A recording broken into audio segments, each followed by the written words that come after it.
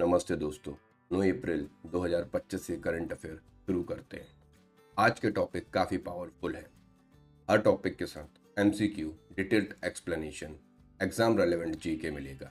Let's drive in. Bharat ने artificial intelligence के control को लेकर किस देश के साथ न्यू एग्रीमेंट पर साइन किए?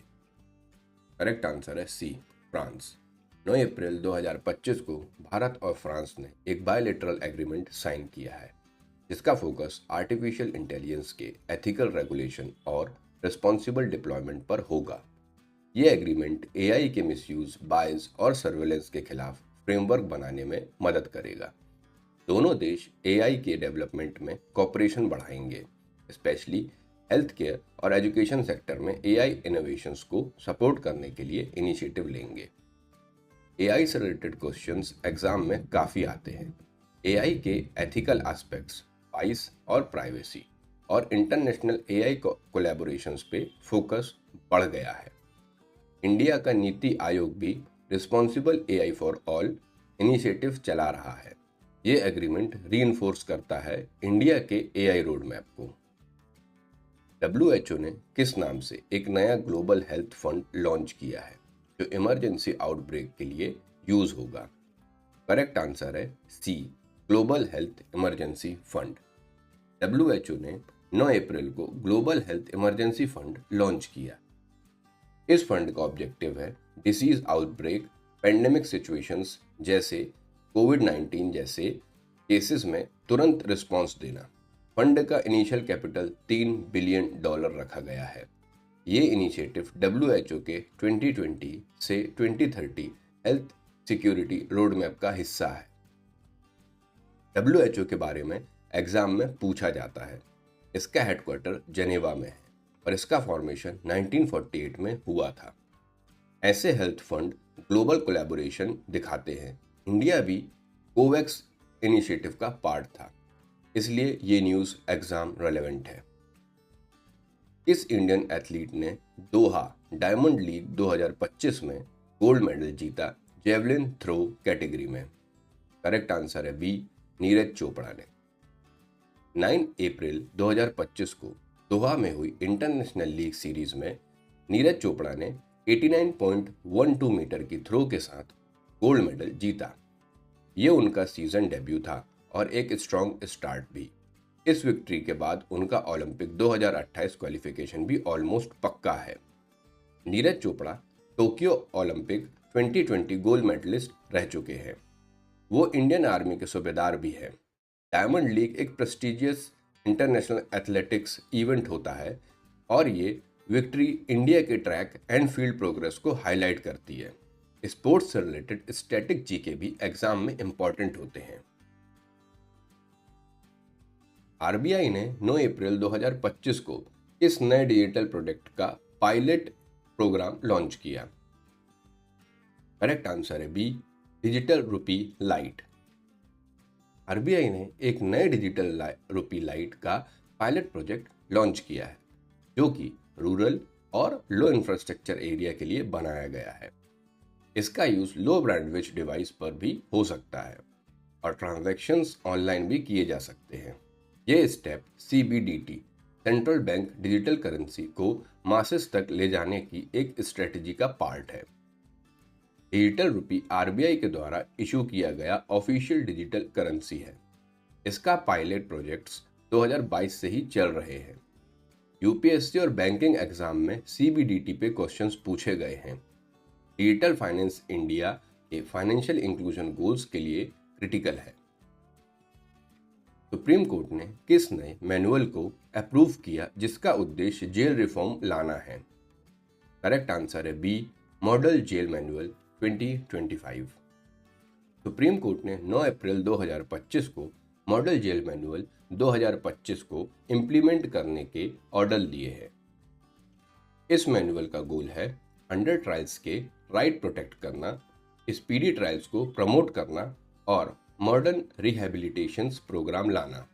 ये मैनुअल NHRC और लॉ कमीशन की रिकमेंडेशंस पर बेस्ड है। जेल रिफॉर्म्स पॉलिटी और एथिक्स दोनों सेक्शंस में आते हैं। प्रीवियस मैनुअल्स 2016 में आए थे। जस्टिस कृष्णा अय्यर कमीशन और सुप्रीम कोर्ट का काफ़ी इम्पोर्टेंट रोल रहा है इन रिफॉर्म्स में। मैनुअल में वोकेशनल ट्रेनिंग, लीगल एड और मेंटल हेल्थ सपोर्ट पे भी फोकस किया गया है, जो जीएस पेपर 2 के लिए रेलेवेंट है। प्रत्येक वर्ष इंटरनेशनल डे ऑफ पिंक किस दिन मनाया जाता है? राइट आंसर है A, first Wednesday of April month. International day of pink मनाने का उद्देश्य क्या है? राइट आंसर है ए, LGBTQ+ अधिकारों का प्रचार। हर साल अप्रैल के दूसरे बुधवार को इंटरनेशनल डे ऑफ पिंक मनाया जाता है। 2025 में ये दिन 9 अप्रैल को पड़ा।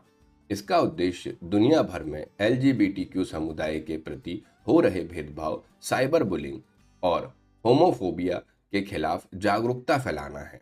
यह दिन उस कहानी से प्रेरित है जब कनाडा में 2 छात्रों ने अपने क्लासमेट को गुलाबी शर्ट पहनने पर चिढ़ाए जाने के विरोध में सभी छात्रों को पिंक शर्ट पहनवाई। यह दिवस सामाजिक विज्ञान, सामाजिक शास्त्र और मानव अधिकार से जुड़े प्रश्नों में पूछे जा सकते हैं।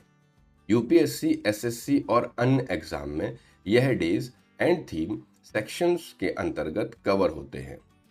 विशेष रूप से LGBTQ+ अवेयरनेस पर आधारित गवर्नमेंट कैंपेन या इंटरनेशनल ऑब्जर्वेशंस पर फोकस किया जाता है। भारत ने पहली बार कब खो खो विश्व कप की मेजबानी की? सही उत्तर है सी, 2025। खो खो विश्व कप 2025 में भारत ने किस देश को हराकर पुरुष और महिला दोनों खिताब जीते? राइट आंसर है बी, नेपाल। भारत ने अप्रैल 2025 में पहली बार खो खो विश्व कप का आयोजन किया।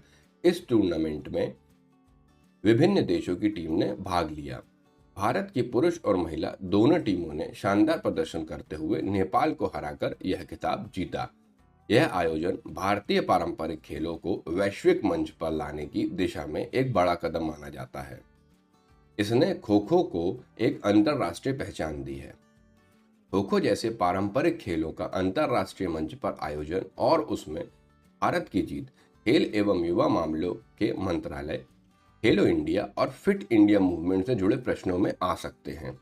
एसएससी, स्टेट पीसीएस और यूपीएससी जैसे एग्जाम में यह जनरल अवेयरनेस में पूछा जा सकता है, खासकर फर्स्ट इन स्पोर्ट्स या इंडियन ट्रेडिशनल स्पोर्ट्स जैसे टॉपिक में। 5 अप्रैल 2025 को किस भारतीय साइंटिस्ट को टेम्पल्टन प्राइज 2025 से सम्मानित किया गया? Option A, Venki Ramakrishnan, option B, Gagandeep Kang, option C, Abhay Ashtekar, option D, Raghunath Mashelkar. अगर सच में करंट अफेयर पढ़ रहे हो तो कमेंट करो इसका सही जवाब। जिसका आंसर सही निकला उसका नाम लेंगे अगले वीडियो में। अगर आपको इस वीडियो का PDF चाहिए तो कमेंट करो PDF, हम आपको गाइड करेंगे कैसे मिलेगा। और हाँ, इंस्टाग्राम पे फॉलो करना मत भूलना, वहाँ मिलते हैं रोज के जॉब और करंट अफेयर के शॉर्ट्स और फास्ट अपडेट। अगर वीडियो पसंद आया हो तो लाइक करो, कमेंट करो और दोस्तों के साथ शेयर करो। रोजगार एक्सप्रेस को सब्सक्राइब ज़रूर करो ताकि आपको मिले हर रोज़ के करंट अफेयर्स और जॉब अलर्ट एक ही जगह।